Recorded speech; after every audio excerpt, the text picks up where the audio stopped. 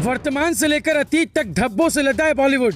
बॉलीवुड ने नहीं छोड़ी है बहिष्कार नहीं करने की एक भी वजह। हर मोर्चे पर खुद को कटघरे में खड़ा करता आया बॉलीवुड। वायरल हो रहा है मुख्यमंत्री योगी आदित्यनाथ का एक पुराना बयान में शाहरुख खान को देश में रहने का तरीका सिखाते दिख रहे हैं योगी आदित्यनाथ। ये कहने में हर्ज नहीं है कि बॉलीवुड ने खुद के शरीर पर इतने जख्म बना लिए हैं कि अब आसानी से इलाज हो पाना संभव नहीं। इन जख्मों को आप कहानी और एक्टिंग की संज्ञा तो दीजिए ही, साथ में राष्ट्रवाद, सनातन धर्म और बहुसंख्यक समाज के साथ खिलवाड़ करने जैसा भी कोई नाम दे सकते हैं। जरा सोचिए, महज 15% आबादी वाले समाज से निकाल जिस शाहरुख खान को इस देश ने सराखों पर बैठाया, वही शख्स जब कहता है कि इस देश में असहिष्णुता है तो इसका अंजाम क्या होना चाहिए। जो हमारा सबसे बड़ा दुश्मन देश है, जब शाहरुख खान उस देश के खिलाड़ियों को आईपीएल में भाग लेने के लिए अपील करते हैं तो इसका अंजाम क्या होना चाहिए। जाहिर सी बात है, ऐसे में कोई आप लोगों की फिल्म तो क्या आपका चेहरा तक देखना पसंद नहीं करेगा। और जब हमारे देश की जनता आपको जवाब देती है तब आप लोग ढिंडोरा पीटते हैं कि हमने इतनी मेहनत की, फिर हमारी फिल्मों का बहिष्कार क्यों हो रहा है। मुख्यमंत्री योगी आदित्यनाथ ने आपके बारे में गलत नहीं कहा था कि इस देश का बहुसंख्यक समाज आपको देखना बंद कर दे तो आप भी आम मुसलमानों की तरह सड़कों पर घूमेंगे, क्योंकि आपकी जुबान और हाफिज सईद की जुबान में ज्यादा फर्क नहीं है। योगी आदित्यनाथ ने सही कहा था, सुनिए। इस देश के अंदर वामपंथी विचारधारा के कुछ कथित लेखकों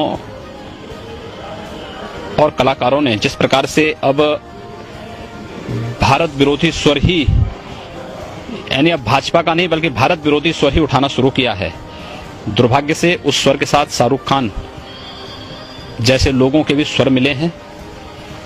और ये पहली बार नहीं हो रहा है, इससे पहले भी इस प्रकार की हरकतें उनके द्वारा हुई हैं।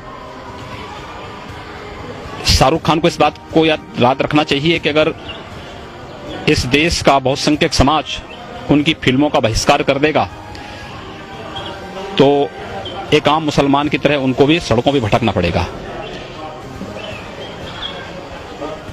मुद्दों पर, तथ्यों पर बात होनी चाहिए।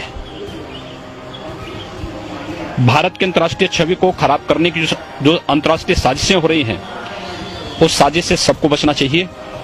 और अगर कोई इस प्रकार की साजिश किसी व्यक्ति या किसी पार्टी को निशाना बनाने के लिए पूरे देश को या बहुसंख्यक समाज को, दुनिया का सबसे सहिष्णु समाज को, ये तो हिंदू समाज है, उस हिंदू समाज को बदनाम करने के लिए कोई इस प्रकार के षड्यंत्रों में शामिल है तो उसकी सामूहिक निंदा होनी चाहिए, उसका सामूहिक बहिष्कार भी होना चाहिए। बखूबी जाएं लोग, हम भी इसका स्वागत करेंगे कि ये लोग जाएं। कम से कम भारत को बदनाम करने वाले लोग अपनी वास्तविकता और अपनी औकात को भी समझेंगे। एक बार जामा मस्जिद के इमाम ने पाकिस्तान जाकर के देखा था, जब कुत्तों की तरह उसको दुत्कारा गया था वहां से, तो उसी प्रकार से यही हाल इनको भी होंगे। आतंकी ऐसा कह रहा है। मैं कह रहा हूं ना, चाहे ये लोग आतंकी भाषा ही बोल रहे हैं।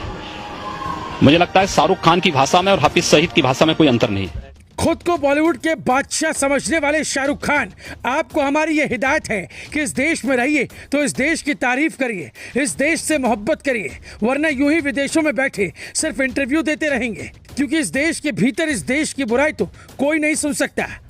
आपको बता दें कि देश की टिप्पणियों के लिए शाहरुख खान के पास खजाना भरा पड़ा है। जरा एक एक कर कुछ देखिए और समझिए कि क्या ये वाकई देश से प्यार करते हैं। आईपीएल टीम केकेआर के सह मालिक हैं ये, जो तीसरे सीजन के वक्त कह रहे थे कि वो लीग में पाकिस्तानी खिलाड़ियों को खिलाने के पक्ष में हैं, जिसके बाद शिवसेना ने उनकी film my name is Khan की रिलीज रोकने की धमकी दी थी। अभी एक और सुनिए, जनाब का जन्मदिन था, टीवी चैनल के ट्विटर टाउन हॉल कार्यक्रम में बोले देश की असहिष्णुता बढ़ गई है। इसके बाद जो हुआ वो शायद शाहरुख खान कभी भूल नहीं पाएंगे। भाजपा नेताओं ने इन्हें पाकिस्तान का एजेंट तक करार दे दिया। केंद्रीय मंत्री गिरिराज सिंह कह रहे थे वो खाते हैं यहाँ का, गाते हैं पाकिस्तान का, तो वहीं मीनाक्षी लेखी बोल पड़ी कि ईडी का नोटिस मिलने के बाद शाहरुख के लिए भारत असहिष्णु हुआ। अभी और है, 2013 में आउटलुक के एक एडिशन में शाहरुख ने एक लेख लिखा, जिसे पढ़ने के बाद आप ही तय करिए उनके साथ क्या किया जाए। कुछ राजनेता उन्हें भारत में मुसलमानों के बुरे प्रतीक के तौर पर पेश करते हैं और कई बार वो अनायास ही निशाना बन जाते हैं क्योंकि वो मुसलमान हैं। यही नहीं, खान ने यह भी लिखा था कि कैसे भारत में कुछ लोग उनकी देशभक्ति, वफादारी पर सवाल उठाते हुए उन्हें देश छोड़ने तक की सलाह दे डालते हैं। कई बार तो उन पर अपने देश के बजाय पड़ोसी देश के साथ वफादारी निभाने का आरोप भी लगाया गया है। शाहरुख खान को ये सोचना चाहिए, जिन मुसलमानों ने पाकिस्तान को नहीं चुनकर हिंदुस्तान को चुना वो सारे सुरक्षित हैं। बस यही एक है जिन्हें देश गलत नजरों से देखता है, और क्यों देखता है वो आप भी देख लीजिए।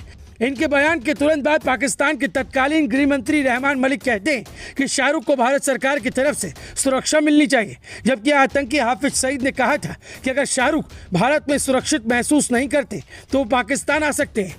अब आप भी फैसला कीजिए शाहरुख खान की चाल और चरित्र के बारे में।